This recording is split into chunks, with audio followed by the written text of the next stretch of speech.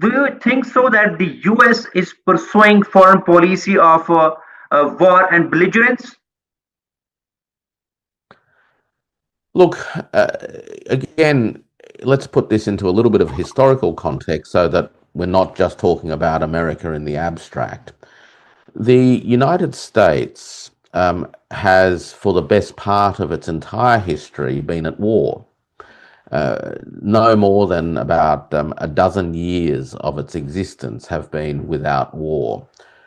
A recent study conducted by some American academics and published in a book called Dying by the Sword goes through statistical evidence of American military interventions around the world and concludes that, and I quote, America is a nation that is addicted to military intervention.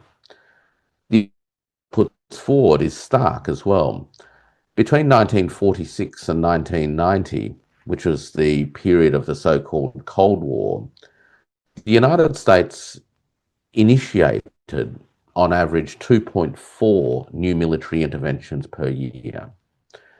After the end of the Cold War, so between 1991 and 2019, the number of interventions on average each year actually increased to 3.7.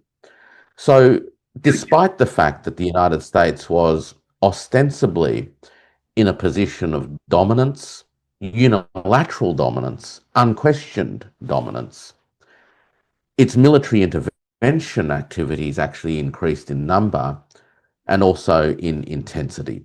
So the United States foreign policy has been militarized and has been militarized for a long time.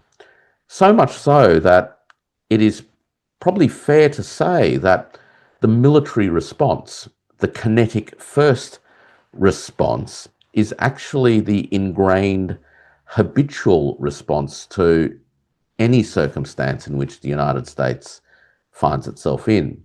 It has certainly lost the ability to conduct sophisticated diplomatic statecraft, and that spells risk to the world as the United States enters into a period of significant uh, displacement from a position of unquestioned unilateral dominance to one in which it needs to find a place in the context of an emerging multipolar world.